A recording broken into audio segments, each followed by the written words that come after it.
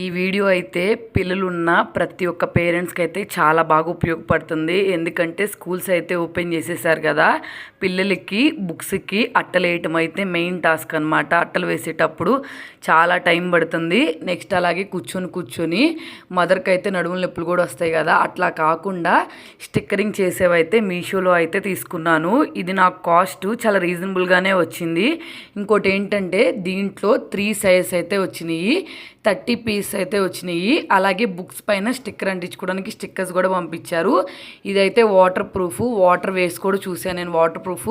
Next అలాగే పిల్లలు ఏదైనా అన్ఎక్స్పెక్టెడ్గా పెన్తో గీసినా కానీ మనము ఇంటికి రాగానే రఫ్ చేసేస్తే చాలా ఈజీగా అయితే క్లీన్ అయిపోతుంది. ఒకసారి వీడియోలో అది కూడా చూపించాను, చెక్ చేసేయండి.